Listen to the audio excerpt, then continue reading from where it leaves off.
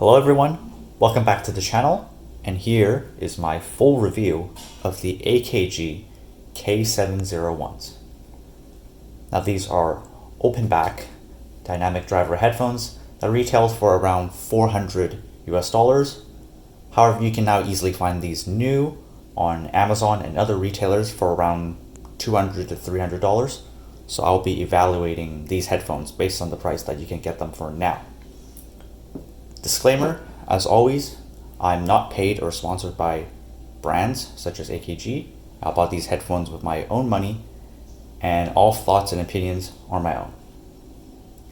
Now, just a few notes about the K701s before we begin.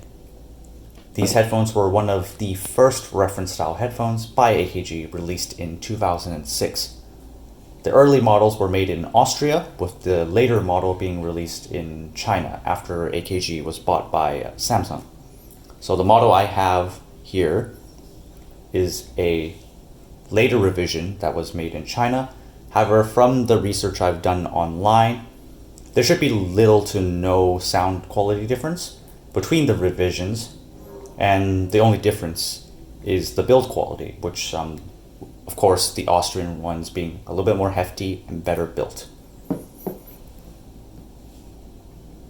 Quickly going over the unboxing and included accessories. I don't have the box with me anymore, however they do come in a pretty standard cardboard box along with a pretty nice headphone stand for them. Also only comes with a permanently attached really long 3-meter cable that terminates in a standard 1/4 inch. Moving on to the build and comfort. Despite this being one of the later Chinese revisions of the K701s, comfort and build of these headphones are still excellent. They're mostly made from a high quality glossy white plastic with some chrome highlights, with the ear pad being a high quality and very soft velour material, with the headband being made from this unique nylon material, and the elastic headband being made from leather. The attached cable is also made from a pretty standard plasticky and rubbery material. Now, despite having little to no cup swivel, these headphones only weigh around 235 grams and have a lot of ear cup pivot, low clamp force, and of course the really large soft velour ear pads and a very nice self-adjusting head strap. With all these things in mind, I found the K701s to be very comfortable for long periods of listening and should have no problems adjusting to fit many different types of head sizes.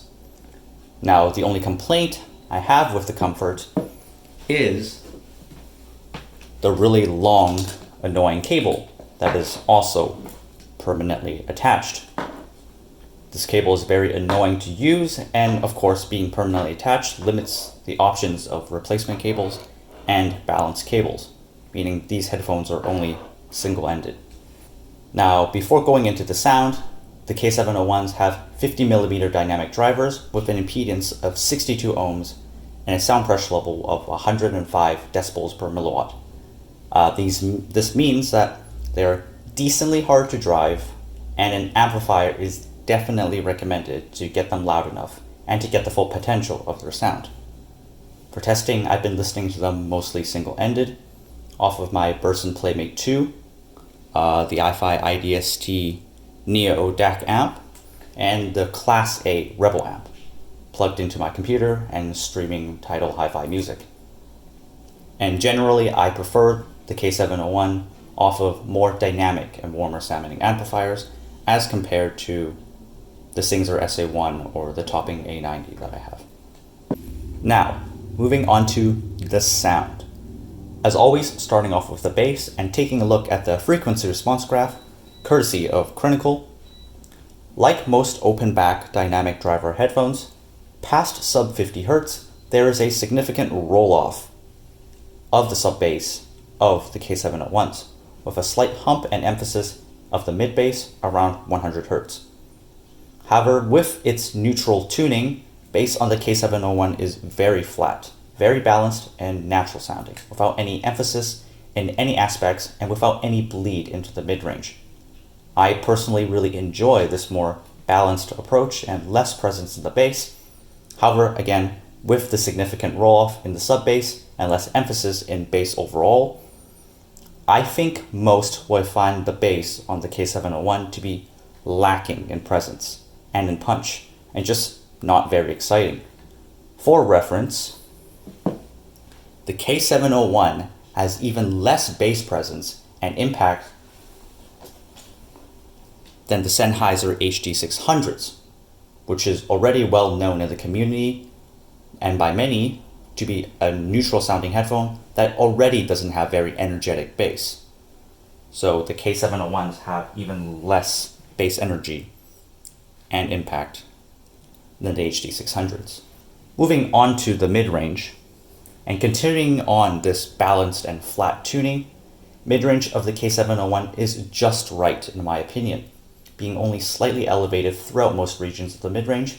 It's not too forward, and it's not too distant, with the mid-range having a very natural tonality and presence in the track that is separated from the bass and treble. This makes vocals on the K701 very smooth and very easy on the ears to listen to for long periods without any sibilance. This also gives a very balanced presence and natural sound for most other instruments and sounds within the mid-range. Moving on to the treble, there is a slight emphasis on the lower treble with many peaks and dips in the upper treble past 6 to 7K. This makes treble on the K701 sound slightly recessed on the upper end, but still sound sparkly, if that makes sense. Treble sounds laid back most of the time, with sudden sparkles in the treble at certain frequencies. For example, the sizzle of cymbals and the decay of them sound very realistic and natural on the K701. However, once again, some might find the treble of the K701 too flat or too laid back, without some of the bite or more dynamic parts of the treble that should be expected with sounds like the cymbal or string instruments. However, I personally think that depends on your personal tastes. Now, onto the bread and butter, or the best aspect of the K701 sound, in my opinion, which is the sound staging and imaging. Soundstage of the K701 is very wide, making tracks sound very spacious and airy, with the bass, mid-range, and treble being also very well separated. Again, the soundstage of the K701 is more of like a pill shape, like most headphones, with less depth forwards and backwards, but more horizontal width. Now, although imaging is not the most accurate and can be hazy at times because of the wide soundstage, placement and separation of the sounds on the K701 is very accurate, and simply it has a lot of width and room to work with, and makes things sound very enjoyable. One excellent example of this is the track I Remember You by Diana Krall. Everything great about the K701, like its smooth mid-range, treble sparkle, and wide spacious sound, simply comes together and makes the track sound just so enjoyable.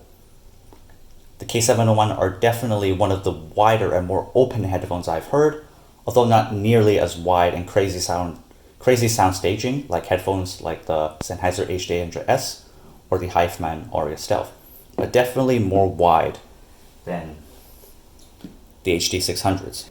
Now, for the $200 to $300 price tag of the K701, of course I would have to compare them to its biggest competitor, in my opinion, which is the Sennheiser HD6 line, and more specifically the HD600s for around $300. Now, both the AKG and the Sennheisers have different takes on a neutral and balanced tuning.